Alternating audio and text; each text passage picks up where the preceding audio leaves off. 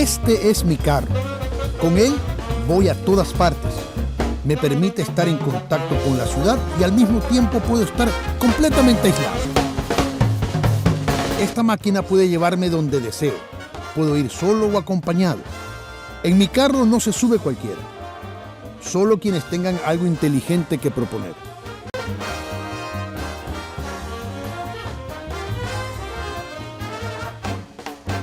Estamos en época de elecciones y creo que este sería un buen lugar para que los candidatos se atrevan a soñar por un Ecuador mejor.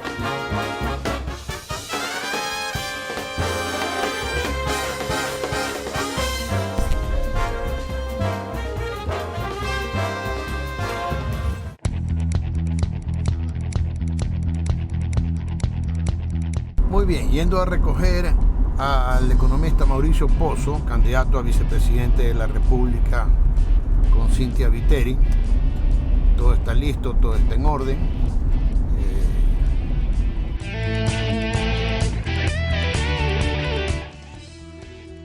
Hola, un gusto. Igualmente, gracias. Qué elegante. Es que tengo ahí una reunioncita posterior. Pero te invito a quitarte el saco. Claro, claro. Quítamele el saco. ¿Solo el saco? Solo el saco nomás. El micrófono con cuidado. Eso se va a morir de calor, pues. Sí, Mira el sol que está comenzando a salir ya. Nos vamos a ir a dar una vuelta por Guayaquil y luego nos vamos a comer una empanadita y un cafecito.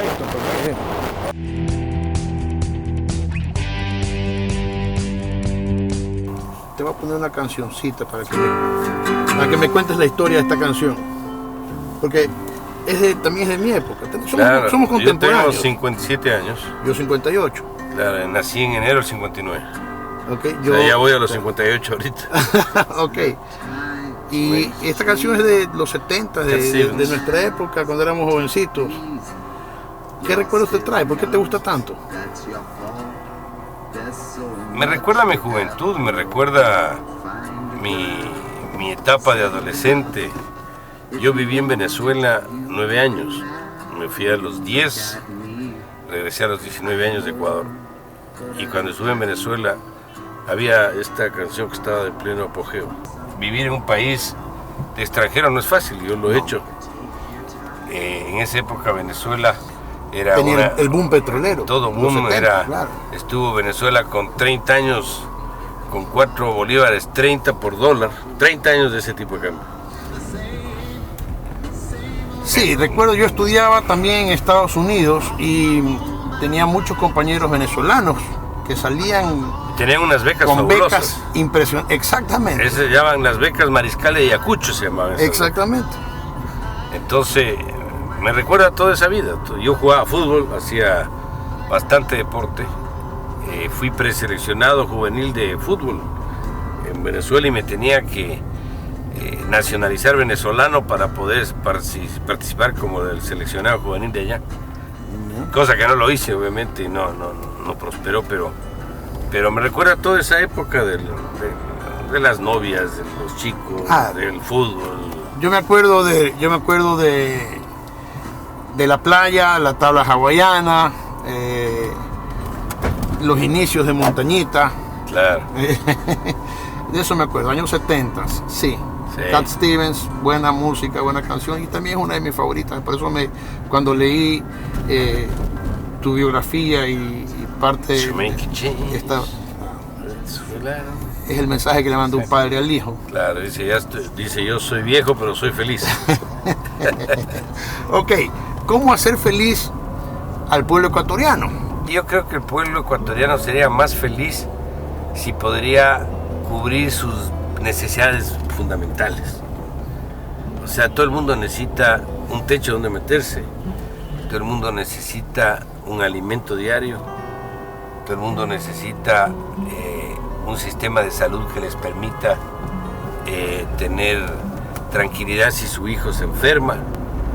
Todo el mundo necesita saber que si llega de viejo no va a necesitar que le regalen la plata, sino que va a haber algún sistema de seguridad social que le pueda permitir vivir dignamente hasta que le toque su partida final. O sea, no tener esos problemas básicos o esas necesidades básicas como un problema de vida, sino que estén solucionadas. Que eso está resuelto.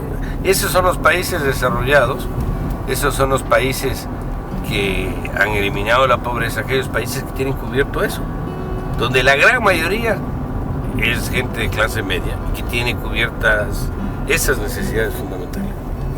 Y tiene tiempo para todo el resto explotar su creatividad, todo el resto es excedente, digamos. Desarrollar su intelecto, Claro, desarrollar pintar, sus habilidades. correr, jugar, divertirse, pero ya tiene cubierto, ya se le va de su cabeza la preocupación de cómo comeré mañana, o si me enfermo, ¿quién me va a curar? O sea, esos temas, si eso está cubierto, yo creo que la gente es feliz. Y de ahí en adelante que uno quiera ser feliz teniendo un avión privado, ese es su problema, digamos. Hay otra gente que es bastante más feliz teniendo una pelota de fútbol y jugando en un terreno. Pero hay quienes creen que para lograr esa gran clase media lo que hay que hacer es disminuir al que está arriba para darle al que está abajo. Y eso se ha demostrado universalmente que no funciona. Así es, o sea, si tú destruyes a los que están arriba, los de abajo no tienen trabajo nomás. ¿Y quiénes dan trabajo a los de abajo si no son los que hacen empresa pequeña, mediana y grande? Okay. Hay que cuidar a todos. Entonces, ¿cuál es la fórmula, Mauricio? ¿Cuál es la fórmula? No para que yo la entienda, yo creo que lo comprendo bastante bien, pero para que la entienda la gente que vive aquí, en estas casas, en el Cerro Santana, el vendedor ambulante, el taxista que nos saluda, para que ellos comprendan qué hay que hacer. Si tú aspiras a ser vicepresidente, y un vicepresidente que si llega a serlo tendrá gran influencia en el área económica, ¿qué hacer para que eso funcione? Yo te diría que los países necesitan temas fundamentales. Lo que hay que hacer es, primero, que la gente tenga libertad para estudiar lo que quiera, para ver cuál es el norte en la vida que quiere seguir. Nada que sea atentando contra el resto, obviamente. Claro. Sobre bases de respeto, de justicia, de seguridad. Pero que no sea el Estado el que le tenga que decir a la gente qué estudiar, que sea el Estado que le diga qué comer, que sea el Estado que le diga dónde vivir. Pues eso está fuera de lo que es el mundo en la actualidad. O sea, esos principios de libertad fundamentales creo que son temas básicos que tienen que hacerse. Pero para eso necesitamos un gran motor de la clase del sector privado que impulse esa economía, porque si el Estado se lo limita como generador de riqueza, digamos, tiene que haber alguien que la genere. Fíjate, yo le pongo al Estado y al sector privado como un partido de fútbol. Le pongo al Estado como el árbitro. El árbitro es el que dice, pueden correr hasta acá, si sale la pelota tiene que sacar de la mano, con la mano, si hay un foul dentro del área es penal. Todas esas políticas, esas normas, esa suerte de leyes, de marco de referencia, de líneas de la cancha, la pone el Estado. Pero los otros, los que hacen el partido, son los jugadores. El sector privado es el motor de la economía. Si tú no le dejas al sector privado que genere empleo, y para generar, que invierte, y para invertir, que esté confiado de que va a poder vender, de que el Estado no le va a quitar nada, de que va a haber una expectativa de que su nuevo negocio en tal sitio va a tener demanda, etcétera, etcétera. Si no creas esas condiciones, los problemas no se van a resolver. Pero en un partido de fútbol juegan dos equipos, uno gana, otro pierde. Sí, bueno, estoy figurando el ejemplo, pero lo que quiero decir es jugadores de uno u otro lado, porque en la cancha también, claro, en el campo hay competidores. Donde puedan desarrollar sus habilidades y cada uno haga lo que mejor puede hacer. Claro. Lo que mejor pueda desarrollar. Entonces, el Estado está para eso, por eso yo he insistido que el Estado está para regular, está para supervisar, el Estado está para dar educación, para esos temas básicos que hablamos, para dar justicia, para dar salud, para dar seguridad, para eso está el Estado. Y para controlar que no haya abusos de un sector hacia otro. Exactamente, pero el Estado no está para tener gasolineras, el Estado no está para tener compañías de aviación, para tener compañías farmacéuticas, para tener compañías importadoras, para tener canales de televisión. O sea, me parece que el Estado no está para eso. Cada uno, como alguien decía, cada uno es cada uno. O sea, su rol donde le corresponde. ¿Por qué? Porque cuando el Estado empieza a meterse en todo, empieza a ser primero juez y parte de muchos ámbitos, de muchas actividades, lo cual no es sano.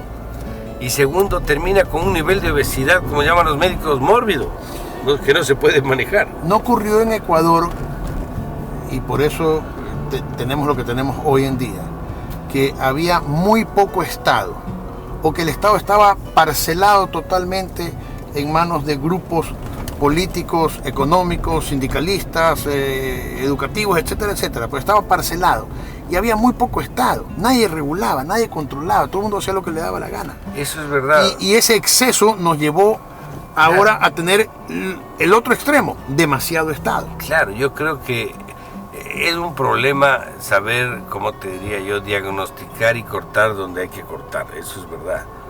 Pero el hecho de que la gente se pase los semáforos en rojo no quiere decir que eliminemos los semáforos.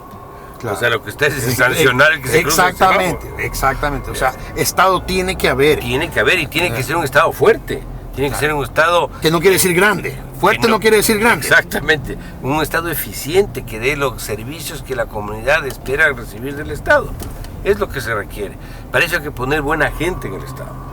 Por eso hay que darle dignidad al servidor público, que recupere su aprecio de la ciudadanía y que no sea un instrumento de riqueza entrar al sector público, que lamentablemente también hemos caído en esos problemas. Ahora, el Estado grandote que tenemos ahora no ha sido construido de la noche a la mañana, sino en 10 años. Entonces habrá que desmantelar algunas cosas y habrá que actuar rápido. En el caso de que Cynthia Viteri y tú lleguen a la presidencia y vicepresidencia, ¿por dónde habría que empezar esa parte del desmantelamiento de una estructura que parece un pulpo?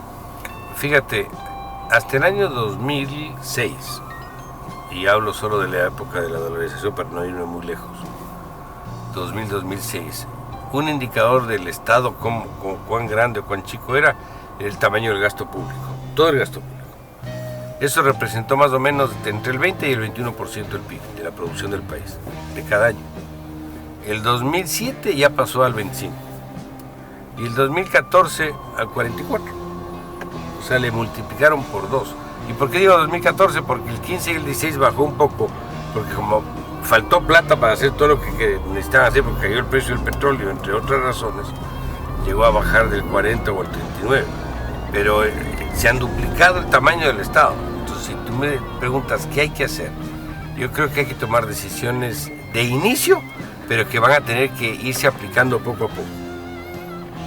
Es decir, si yo creo que el Estado no tiene que estar en aviación, sino tiene que estar, me voy a inventar, en refinación de crudo y tiene que estar solo en explotación, y no tiene que estar en canales de televisión, pues habrá que ver el mecanismo, como es meter todo en una especie de un fideicomiso, un saco, para poder eso empezar a vender al sector privado. Pero, pero ese proceso ha demorado. Pero no está haciendo ahora eso el gobierno. Sí, pero no le creen y el momento no es del adecuado. Tú tienes que limpiar las compañías para poder vender. Cuando tú no estás claro cuál es el propietario, por ejemplo, de una empresa, nadie va a comprar, porque tú no sabes finalmente a quién le estás comprando. Exactamente. Entonces tienes que meter, pongámoslo así, lo saneado para que pueda vender. Si lo otro tienes que limpiar para poder entrar, pero eso es un proceso, pero eso no es que entras el lunes al gobierno y el martes ya se arregló el problema. Tienes que ir poco a poco resolviendo eso para que en el tiempo vayas reduciendo el tamaño a lo que sea sostenible y al rol que le corresponde al Estado.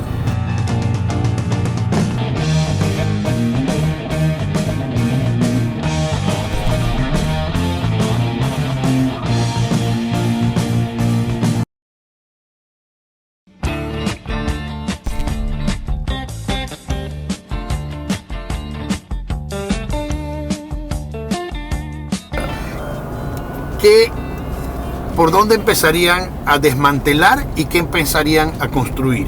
Verás, yo primero creo que hay que definir exactamente con nombres y apellidos cuáles son las instituciones que tienen que trasladarse al sector privado. ¿Cuáles? Por ejemplo, dame dos. TAME. Pero siempre han querido y nunca lo han logrado. Bueno, pero tienes que vender aunque sea en cero, pues. Aunque sea $1. Que es lo que ha pasado con empresas internacionales privadas. Pero cuando quieres hacer eso, la gente dice, están rifando los bienes del Estado, pueden decir cualquier la cosa, soberanía y pueden tantas decir cosas, lo ¿no? que quieran decir.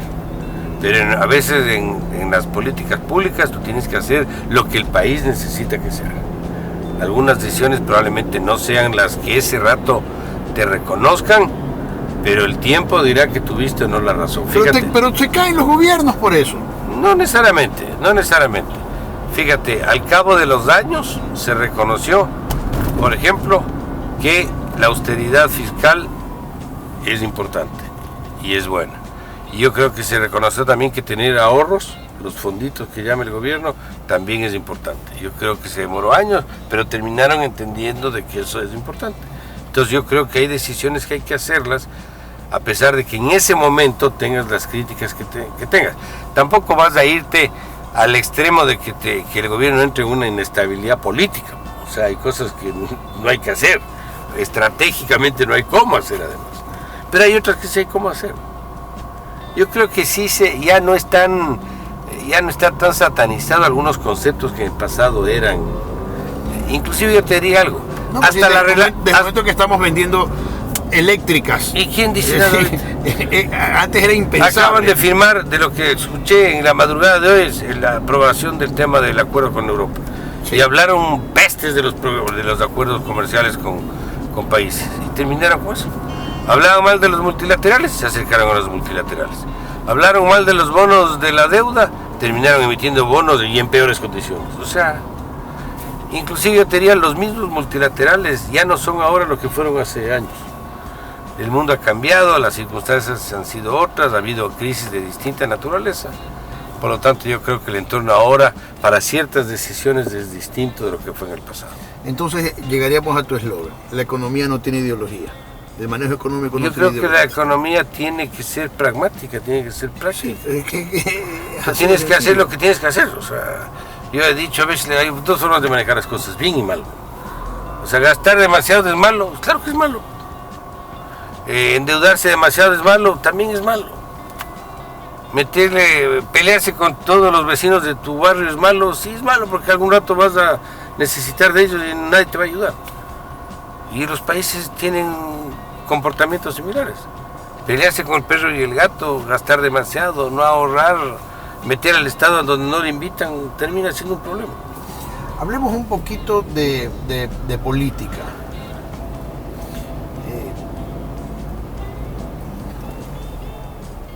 Has trabajado en el sector bancario, conoces muy bien su manejo, pero últimamente ha habido una discrepancia o unas frases nada agradables de parte y parte, en el sentido de que ustedes tienen que elegir o entre el banquero y yo, dicho por Cintia, atacando obviamente la candidatura de Lasso. ¿Cómo te hace sentir eso? Bueno, yo he trabajado en múltiples actividades del sector público y privado. Fíjate, yo me inicié en el Banco Central, ahí me formé, ahí trabajé 10 años. El Banco Central, cuando era una institución más autónoma, más independiente, cuando había moneda, más respetable, cuando había moneda también, cuando había que presentar un examen de ingreso para poder entrar, porque había esos requisitos de la época. Trabajé 10 años ahí me formé, ahí aprendí, le debo y le tengo gratitud a esa institución. De ahí trabajé en la banca, he trabajado en tarjetas de crédito, he manejado compañías de asistencia, manejé un hospital, el hospital más grande. O sea, vinculado al sector bancario de lado y lado, del lado público y del lado privado. Sí, en los dos lados. Y también, como te digo, en otras áreas. Manejé un hospital, yo fui presidente del Hospital Metropolitano 4 años, que es el hospital privado más grande de Quito. He estado en una consultoría, he sido decano, he sido director de posgrados, he estado, como decía, me soy bombero, me ha faltado ser, o sea, he estado metido en muchas áreas. Entonces no es que ¿Panadero también ha sido? Tuve un negocio de panadería, tuve un negocio de venta de perros calientes, de ambulantes, hace muchos años, o sea, estaba metido en varias cosas. Entonces no es un tema que me extraña o que pertenezco, pongámoslo así, a un sector u otro. Por esa razón más que decir una u otra cosa. Yo creo que el camino que estamos conscientes es el camino que el país necesita. Ella tiene su fuerza en el área legal, en el área legislativa, en el tema político. Yo tengo más fuerza en el área económica y somos por eso un buen binomio y un buen complemento. Pero llegando o no a la segunda vuelta, van a necesitarse Sí. los votos del uno y los votos del otro. Entonces, no es una buena estrategia tampoco atacarse de esa forma. Es que yo creo que es importante que también la ciudadanía sepa que siendo muchos opositores coincidentes en temas versus del gobierno, que estamos en contra del gobierno, tienen que también distinguir que no somos iguales, que sí hay diferencias, que nosotros pensamos... ¿Cuál es la diferencia en materia económica de ustedes con la candidatura de Guillermo Lasso? Yo voy a decir algunas diferencias. Primero, nosotros no creemos que este momento, por ejemplo, debe participar un proceso de administradoras privadas de fondos de pensiones. Porque el seguro es una institución que tiene un problema de deuda, tiene un problema actuarial, últimamente tiene un problema de liquidez y tiene un problema financiero. El rato que tú le metes a administradoras privadas donde la gente puede escoger dónde aportar para una jubilación futura, ese rato le quiebras al Seguro Social. Entonces creemos que no hay cómo hacer eso, hay que fortalecer el seguro este rato, hay que recuperarle el aporte que se le ha quitado, hay que recuperarle el aporte del Estado que tuvo, eso hay que hacer con seguro. Entonces ahí no estamos de acuerdo en que haya este momento la presencia de administradoras privadas, uno de los ejemplos.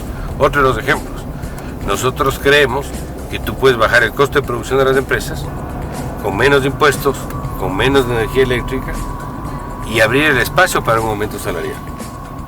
La propuesta de él no habla del tema de aumento salarial. Nosotros sí lo hacemos, pero dentro de un contexto, no aislado. No es que llegas como estás ahorita y aumentas salarios. Tienes que hacer todo el resto para aumentar los salarios. Entonces esa es una segunda diferencia. La tercera es que creemos que el trabajo por horas, que entiendo que ellos también lo propugnan, no puede ser discriminatorio en cuanto a si tienes o no experiencia o si eres joven o no eres joven. Creemos que no hay que discriminar, no hay que precarizar el salario, el trabajo, que tenemos de ahí una tercera diferencia con la propuesta de Guillermo Lasso. Entonces, esta es la zona de la construcción de años viejos, de los monigotes.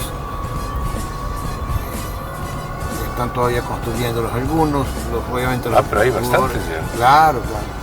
Los jugadores de fútbol. No está tu liga, tu Aucas, perdón. Sí. No está tu Aucas. Pobre Aucas, carajo. Y después, aquí el día 30 y 31 se hacen la exposición.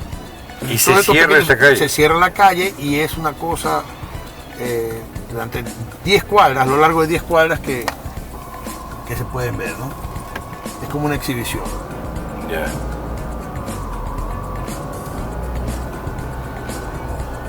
Y estos muñecos grandes venden, me imagino. Claro, y hay unos más grandes todavía, los venden, por supuesto. Ahí están los niños, 50 grandes. ¿Cuánto valen muñecos? No sabría decirte exactamente cuánto está, creo que hemos llegado a nuestro destino. Ya, pero ya te... ¿Vamos a regresar al vehículo? Sí, ¿A este mismo? A este mismo. Para dejar Sí. gafas. Vamos a... Tengo aquí una resbaladera, que es una bebida típica guayaquileña, que este lugar inclusive fue premiado por el municipio de la ciudad por su calidad.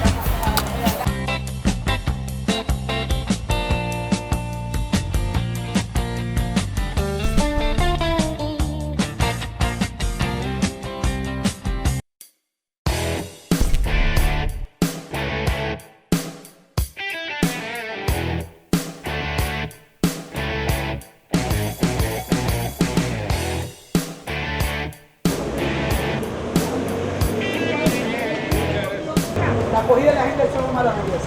Qué chévere. ¿Y cuándo conmigo? Vamos a hacer varias cosas. Allá. Bueno, contigo siempre hacemos varias cosas. Permiso, vicepresidente. Bueno, lo dejo. Éxito. Rafael, un poco. Estamos con Mauricio Pozo en el corazón de Guayaquil. 6 de marzo y Gómez Rendón. Estamos en un lugar que se llama La Resbaladera, Chicha La Resbaladera, ganador del festival y del concurso de huecos y huecas que hace el municipio de Guayaquil todos los años, porque aquí se vende la tradicional resbaladera guayaquileña, que es una bebida de arroz, y se vende acompañada obviamente de las típicas empanadas de queso de viento, que les llaman. Así que, Mauricio, salud con esta bebida que es muy buena, yo sé que te va a gustar. Muchas gracias. En esta calle se hacen todos los años viejos, se hace una exhibición de años viejos. Este gigantesco que están construyendo aquí. Es parte del emprendimiento del ecuatoriano. El guayaquileño y el ecuatoriano es muy emprendedor. Y mucho de eso se ha visto detenido en este tiempo. Porque se le ha dado prioridad a que el ecuatoriano comience no a vivir del Estado, pero a que el Estado sea el papá. Y yo creo que al ecuatoriano no le gusta tener al Estado de papá, le gusta tenerlo de árbitro, como tú lo dijiste. Pero ese emprendimiento es lo que nunca se va a detener y que habría que fomentarlo. ¿Cómo fomentarías tú el emprendimiento? Ya me has hablado de libertades, me has hablado de varias actividades, pero ¿cómo hacer que esta gente que invierte dinero, invierte tiempo, gane plata, sea un negocio rentable, sea un negocio permanente, que no sea una cuestión de una vez al año, que sea formal, que pase de la informalidad a la formalidad? Fíjate, hay mucha iniciativa personal ahora. Hay mucho joven, por ejemplo, que no quiere ser empleado, quiere tener sus propios negocios, quiere emprender sus propias actividades, pero muchas veces le falta ese estímulo inicial, esa semilla para poder arrancar. Nosotros tenemos en el programa de gobierno un espacio muy significativo para los jóvenes, no porque sean solo los únicos emprendedores, hay emprendedores de muchas edades, pero sí como un mecanismo donde creo que el Estado puede dar una suerte de estímulo inicial, el patazo inicial del partido, pongámoslo así, en términos futbolísticos. Y para ello hemos creado un fondo, o vamos a crear un fondo de recursos acumulados por aportes de entidades multilaterales que tienen líneas para eso, y por sector privado, ni siquiera son fondos del Estado. ¿Para qué? Para poderle dar ese impulso inicial a los emprendedores para sus propias actividades, sus propios negocios. Pero para que eso se dé, tú tienes que crear un entorno que permita eso. Ese entorno significa que el emprendedor tenga algún grado de certeza por dónde van las cosas, que si le van a cambiar las condiciones, si el tema, por ejemplo, de los impuestos va a sufrir modificaciones o no. Hemos tenido en los últimos 10 años... Nosotros, verás, yo creo que el impuesto a la salida de divisas es un impuesto perverso. Lo he dicho muchas veces, he escrito sobre esto, he hecho artículos académicos sobre el tema. ¿Por qué? Porque termina siendo una barrera al libre flujo de capitales y termina incidiendo en la entrada de capitales. Y esto es una economía dolarizada que se nutre de los dólares que vienen de afuera. Entonces va inclusive contra el propio régimen cambiario un impuesto de esta naturaleza. Entonces esta es una primera decisión de eliminar el impuesto a la salida de divisas. El otro es las salvaguardias. Las salvaguardias que son en la práctica restricciones para importar. Ni resuelven el problema. Con el acuerdo con la Comunidad Europea se van a ir cayendo poco a poco. Sí, pero nunca debieron haberlo puesto. Y no solamente son las salvaguardias, yo te diría en general las restricciones para importar. No puedes tú tener impuestos muy altos para ciertos productos argumentando que es para cuidar la salud de la gente. Por decirte, impuestos altísimos para los licores. Porque lo único que hace es darles espacio a los contrabandistas. Subes demasiado el arancel, la gente se va a comprar en las fronteras o termina entrando de una u otra forma al Ecuador. Entonces, ¿a quién le terminas beneficiando? O les beneficias a los otros países o a los contrabandistas del país. Y la recaudación por eso es menor, porque nadie quiere pagar 3 veces por un artículo, en este caso por una botella de licor. que cuesta la tercera parte de un país vecino. Entonces es la segunda. Y la otra son los anticipos del impuesto a la renta. Tú no puedes anticipar un impuesto sobre un ejercicio que no ha terminado, que no sabes ni siquiera si vas a perder o vas a ganar. Claro. Y encima de eso, si no tienes la plata, tienes que endeudarte. Este año yo personalmente voy a ganar menos que el año anterior, pero he tenido que anticipar. Es un contrasentido. Igual a lo que, como si hubiera ganado lo mismo que el año anterior. No tiene sentido, no tiene sentido. Entonces, esas son parte de las decisiones, por ejemplo, tributarias, que ayudarían mucho para que los emprendedores digan, estos señores de este nuevo gobierno de Cintia no va a mover los impuestos en los próximos 4 años, que es lo que nosotros hemos anunciado ya. ¿Tu relación con Cintia cómo es? ¿Una relación de camaradería, buena amistad, hay química? Hay excelente química, nos llevamos muy bien, hacemos un equipo, nos complementamos muy bien. Ella maneja bien el tema legal, el tema político, el tema legislativo. ¿Hablan a diario? Hablamos todos los días, muchas veces. Estamos en algunos eventos juntos, en otros cada uno por su lado, cubriendo la mayor cantidad de sitios del país que reciban nuestro mensaje.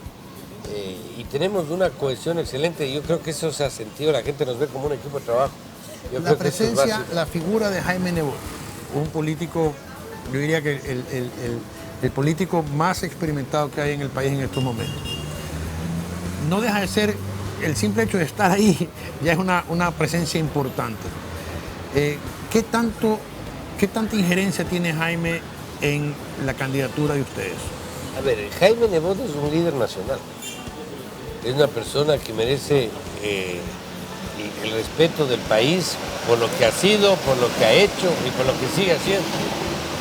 Y obviamente no puede ser que su criterio no sea tomado en cuenta por el país, no necesariamente por nosotros, sino por el país. Y digo esto para decirles que él tiene como un líder nacional su rol, sus opiniones tienen que ser tomadas en cuenta, pero él no es el presidente ni candidato al presidente de la República. La candidata es Cintia Viteri y yo soy el candidato a la vicepresidencia. Nosotros creemos que su opinión es súper valiosa, requerimos su experiencia, su aporte, su opinión siempre. No es el jefe. Pero aquí no hay jefes. Aquí quien lidera eso se llama Cintia Viteri. Ella decidió sobre el tema de la unidad. Ella decidió a quién le proponía el ser binomio. Ella decidió quién estaba en el equipo. Pero obviamente uno siempre, para cualquier decisión que necesita alguna otra voz que le diga, tome otra visión, que le diga, ten en consideración esto, uno puede ser Nebot o podría ser cualquier otro. Yo habría levantado el teléfono y le habría consultado algunos temas, por decirte, al arquitecto Sixto Durán Ballén, por decirte un ejemplo. Y así, o sea, hay gente que uno le tiene un respeto y cree que su opinión es valiosa para uno.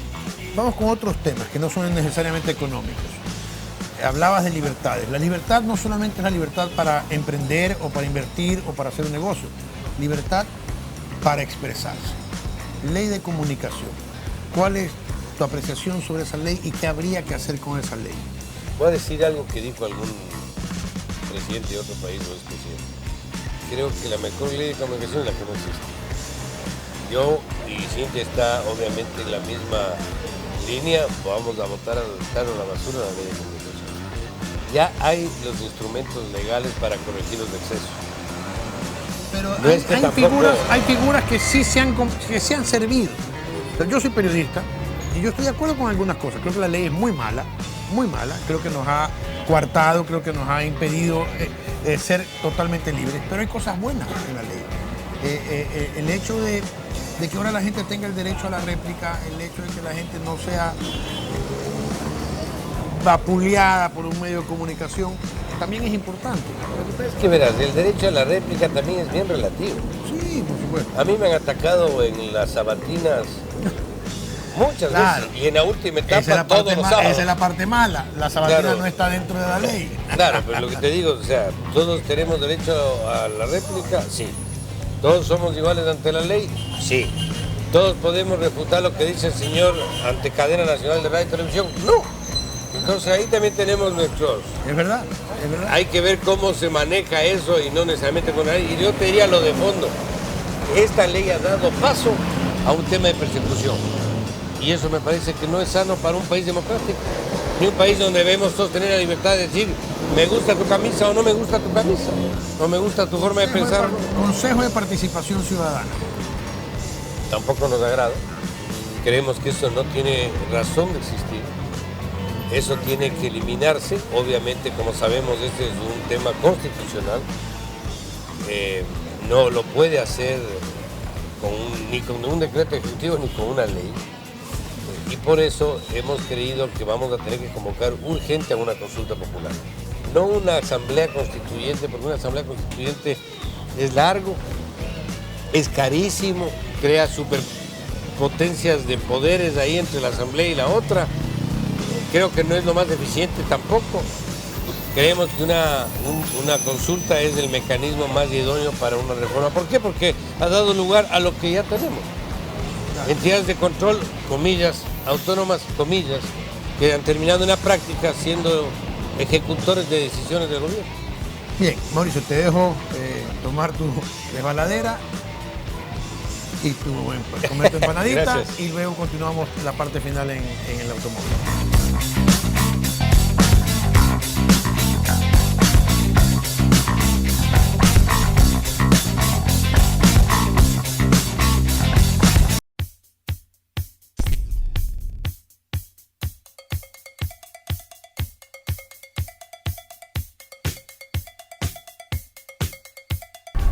¿Cuál sería o cómo llevarían ustedes una relación con un Congreso en el que no se vislumbran mayorías para nadie?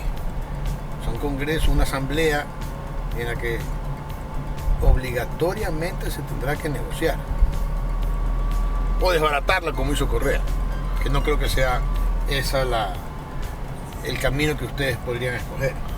Verás, el país está atravesando una situación muy complicada, en todo orden, en lo económico, en lo político, en lo institucional. Y si no hay una posición de la oposición, yo diría medianamente homogénea, esto no se va a poder manejar. Así el gobierno haga lo que quiera hacer, si no tiene un apoyo de otras instancias como la Asamblea, las metas no se van a lograr. A mí me parece... ¿Cómo lograr? Lo que pasa es que los temas que yo creo no deberían tener problema en buscar una coalición, más que coalición, un voto en la misma línea, en la misma dirección. Son temas que yo me pongo a pensar, digo, ¿y quién se va a oponer a esto? O sea, ¿cómo pueden oponerse a una cosa así?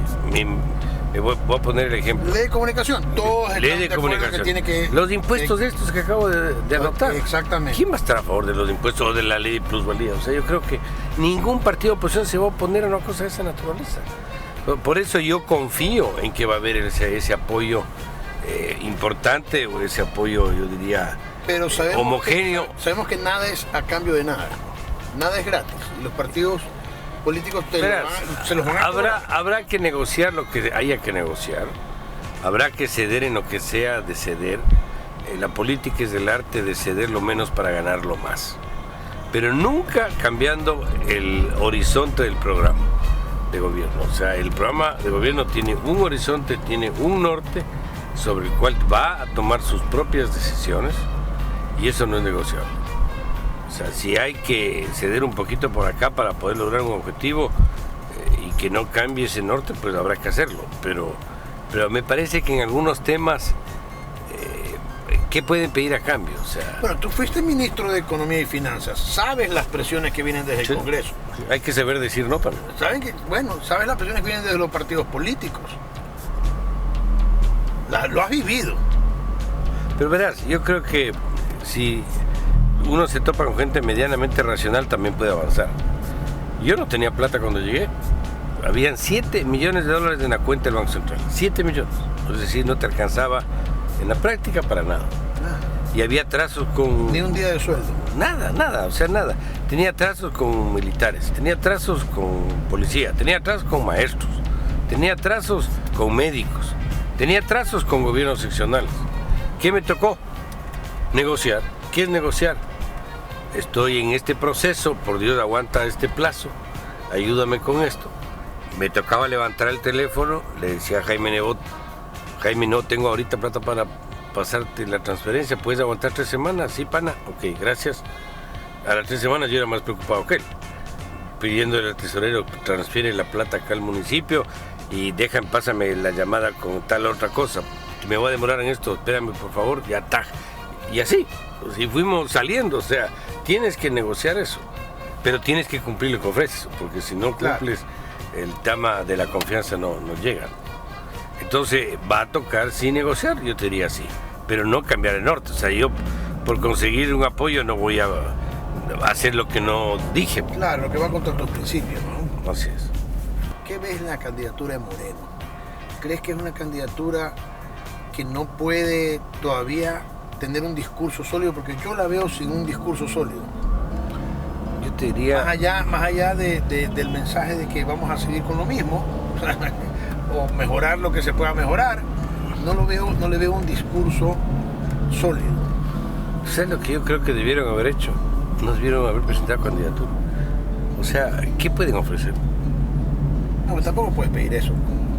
O sea, sí puedo pedir, otra cosa es que... Tienen derecho. No te digo que no tengan derecho, yo lo que te digo es que políticamente, ¿qué pueden ofrecer si han estado sentados ahí 10 años? Bueno, pero hay y gente todos los días se sienten los problemas. Pero Mauricio, tampoco podemos cerrar los ojos y pensar que no hay personas que estén de acuerdo todavía con este gobierno, que quisieran que Rafael Correa siga siendo presidente. Sí. Yo no digo por las personas esas, yo lo que estoy pensando es con el grupo del propio gobierno. ¿Qué puede decir el candidato Moreno distinto a lo que se ha hecho en estos 10 años, si las cosas pocas que ha dicho en contra de lo que ha hecho el gobierno le han caído encima y ha tenido que estar dando retro el día siguiente? Que habló mal de esto, le cayeron encima. Que dijo ni se queden las escuelas del milenio, le cayeron encima. O sea, ahí no veo espacio para que él se pueda mover libremente y hacer lo que quiera hacer. Y es más, el candidato a la vicepresidencia de Moreno es el actual vicepresidente de la República. Está en funciones todavía, no es que no esté en funciones. Debe haberse retirado. O el pedido licencia o la figura que sea. No puede estar de actor y de árbitro. O sea, no puedes desempeñar esos dos roles. Entonces, por eso te digo, a mí me parece muy complicado tener el rol de candidato del partido de gobierno, teniendo el uno que esté todavía en el gobierno y dos que han estado una década. No, pero hay mucha gente que quisiera que siga este gobierno. Es la democracia. Es la democracia, hay que respetar la democracia. Lo que creo es que hay que ganar en ella o perder en ella. Así es, y lo que creo es que aquí no veo a alguien que diga que la economía está bien. O sea, ¿quién puede decir que esté bien la economía? El gobierno no nos puede decir, pero del resto. ¿Qué le reconoces a este gobierno como labor positiva? No todo es blanco y negro en la vida, y eso es verdad. Todos los gobiernos hacen cosas malas y cosas buenas. Lo que hay que ver es si el balance es para un lado o para el otro. Yo creo que en este gobierno el balance es lamentablemente para el Ecuador negativo. Pero tenemos cosas que podemos decir que son positivas. Pero te voy a decir algunas. A ver. Una, me parece que él de alguna manera recuperó ese espíritu de amor patrio que debemos tener todos. No sé si lo recuperó o al menos lo hizo más evidente, lo hizo crecer. Yo creo que eso es valioso. Que defendamos lo nuestro, que creamos en el país, que busquemos el beneficio siempre del Ecuador. Ese espíritu de sentirnos más ecuatorianos, yo creo que es positivo, yo creo que eso es saludable, yo creo que eso es favorable. Primer tema. Segundo tema, me parece que hay más participación de la mujer en cargos públicos de dirección. Yo también creo que es bueno, yo creo que la mujer tiene no solamente el mismo derecho en la ley, sino en la parte práctica, merece una participación más activa y real.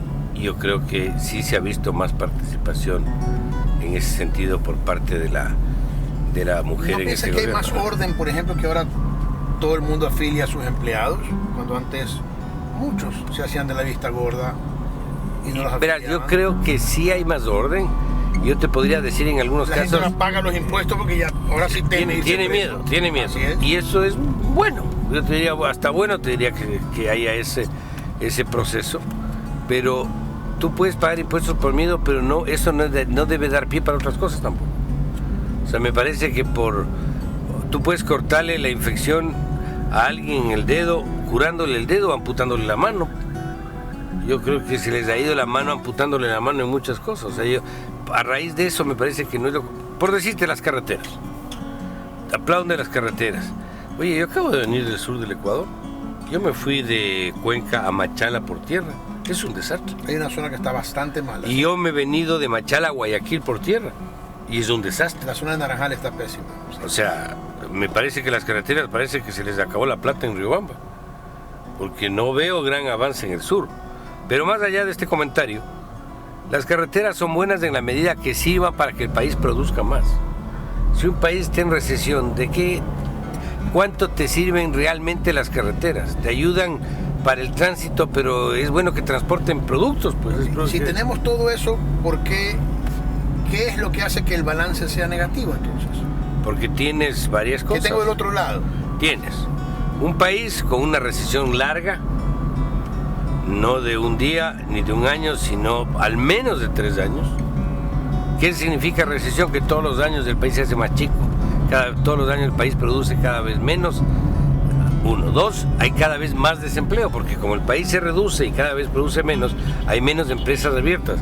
Han cerrado 6.000 empresas o 7.000 empresas entre el año pasado y este año. ¿Qué pasa con la gente que trabaja en esas empresas? Perdió su trabajo. Hay más desempleo en el Ecuador, que es un tema malo. El Ecuador ha perdido imagen y seriedad internacional. Hemos sido afuera, de alguna manera, considerados casi como un paria. No nos respeta, y no nos respeta porque no nos hemos hecho respetar, no gritando a los 4 vientos que hablamos mal del capitalismo, sino porque no hemos hecho las cosas que debimos hacer. Hemos expulsado embajadores del Ecuador, hemos expulsado delegados de organismos internacionales, nos hemos opuesto a que haya investigación en temas de abuso de derechos humanos como lo que ha pasado en Siria o en Libia, que en los organismos correspondientes nos hemos abstenido de votar a favor. Hemos rechazado acuerdos de comercio, inclusive con el principal socio comercial. O sea, el deterioro.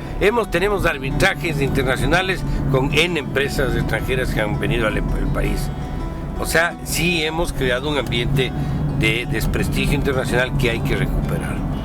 No le hemos dado al Estado el rol que le corresponde. El Estado, como expliqué, metido en todo. La democracia se ha debilitado. Si la democracia no es solo ir a votar 10 veces en 10 años. La democracia es que existe equilibrio de poderes, de que con un telefonazo no le metas preso a nadie. Para eso hay la justicia, para eso está la fiscalía, que debe ser autónoma, independiente. Pérdida de libertades. Hay una pérdida de libertades en el país. Ahora están con una intención de una ley como es la ley de plusvalía que invade los principios de propiedad privada. Entonces, si tú añades a lo positivo que menciono todo esto, obviamente que el balance es negativo. ¿No crees que la sociedad también contribuye a esa forma de gobernar cuando tenemos una sociedad que a veces actúa casi como linchadora, que quiere meter preso inmediatamente ¿sí? a las personas sin fórmula de juicio? Bueno, para eso están las autoridades. Para eso están. Bueno, pero dejarse llevar por lo que dicen las redes sociales es fácil. Y mucha gente cae en eso, ¿sí? Mauricio. Verás, a mí me han dicho muchos sectores, personas, el tema de fiscalizar al gobierno anterior. La respuesta es, obviamente que hay que fiscalizar, pues. Claro. Que hay que sancionar, por supuesto que hay que sancionar. Pero el gobierno no puede llegar, si es el nuestro, con los mismos vicios del que está saliendo y haciendo lo que nosotros estamos criticando. Yo no puedo levantar el teléfono y decirle métanle preso a este. Para eso está la justicia. La justicia tiene que ser la que actúe y la fiscalía tiene que hacer lo que tiene que hacer. Lo que sí tenemos que hacer es dar todas las facilidades necesarias para que ese proceso pueda darse.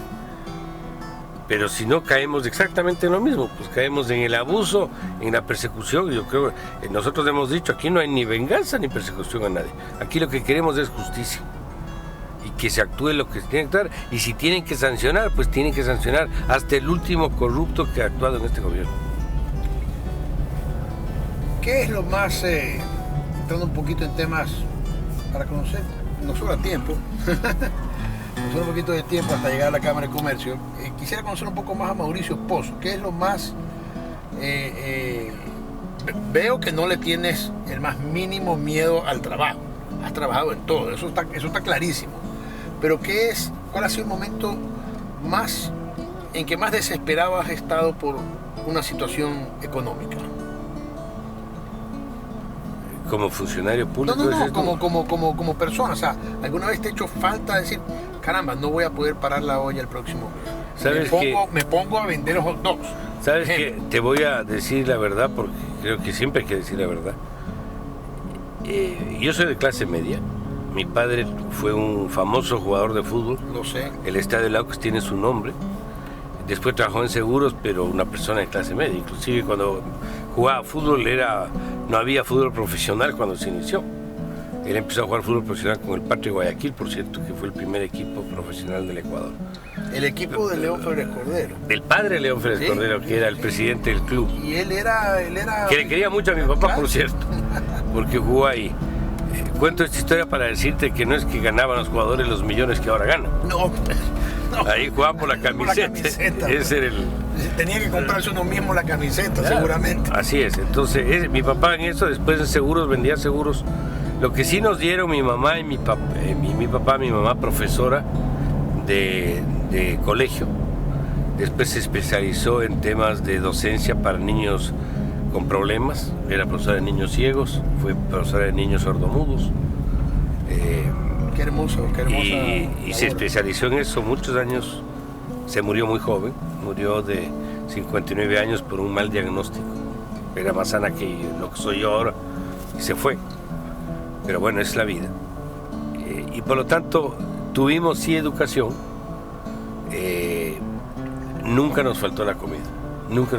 Siempre hubo un plato de comida en la casa, siempre hubo un techo donde meterse. Pero por ejemplo, ya en la época de la universidad mi papá no tenía los recursos para podernos costear una universidad privada. Entonces optamos por un crédito educativo que si completaba cierto promedio de notas se convertía en beca. Entonces no fui mal alumno, entonces pude acceder a buenos promedios y se me convirtió en beca la universidad y me pude financiar mis estudios. Y mis estudios en el exterior también con beca en esa época del Banco Central. Tampoco me podía pagar peor afuera. Lo pude hacer con esa beca, fui a una muy buena universidad y gracias a eso pues terminé mis estudios de posgrado. Y en la parte personal mía también siempre he tenido algo que hacer, siempre he tenido trabajo de algo.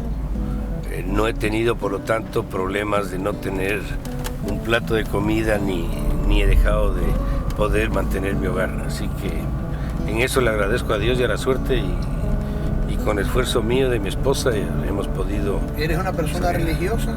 Soy católico, no soy tan activo. Voy a misa muy de repente, no voy todos los domingos. ¿Los matrimonios y los bautizos? A veces un poquito más, a veces un poco más. No porque no crea, sino que no sé, por razones diversas como que me he alejado un poco, pero soy católico, creo en Dios, obviamente. Y sí, a veces, que no lo debería hacer, pero sí a veces me ha tocado acercarme más por coyunturas difíciles que a uno le puede tocar. ¿Qué es lo más difícil que te ha tocado vivir o qué es lo que te ha hecho llorar, en pocas palabras? Algunos temas. Lloras. Sabes que lloro poco. Ahora me he vuelto más sensible que en el pasado. No sé si con los años uno se vuelve más sensible, pero tal vez el golpe más fuerte de mi vida fue la muerte de mi madre. ¿Qué edad tenías tú? Esto fue el 91, yo tenía 32 años. Mi mamá tenía 59 años, casi la edad que tengo yo ahora. Y claro, se adelantó, entró caminando al hospital y nunca salió. Y te diría que ese probablemente fue el momento más difícil, más duro que pasó. ¿Tu padre vive aún? Vive, tiene 91 años, está con sus achaques de salud, claro. Ahí días está bien, días está mal. Todavía nos reconoce a todos, está con nosotros y tratamos de verlo los fines de semana, aunque sea lo que más podamos. ¿Hijos cuántos tienes? Tengo 3 hijos, Mi hija mayor tiene 31 años, soltera, es la jefe de campaña en Quito, por cierto. Se graduó de economista, tiene su maestría en la Bocconi en Italia, ha trabajado en el sector privado y público. Una chica de Italia, en Milán. La economía más importante de Europa. Claro, ella estudió políticas públicas allá. Trabajó en el municipio, fue secretaria de planificación del municipio de Quito. Salió y ahora está de jefe de campaña ayudándome en este proceso. La segunda, Gabriela, tiene 28 años, ella está casada, no tiene hijos, por lo tanto no soy abuelo todavía. Te agradezco mucho. La mejor de las suertes. Muchas gracias. Y estamos en contacto. Muy amable, gracias. Ahí estamos en contacto.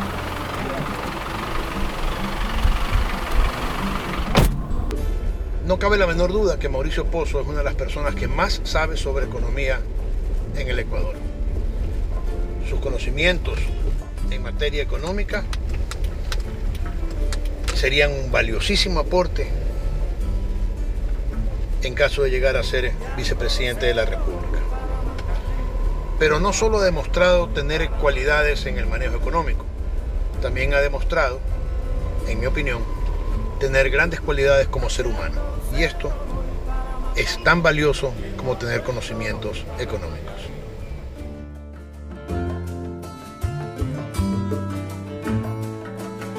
De Alto Cedro voy para Marcané, llego a Puerto, voy para Mayarí.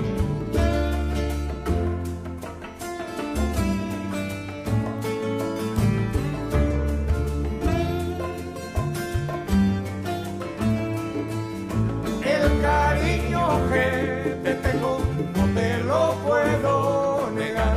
Se me sale la babita, yo no lo puedo evitar.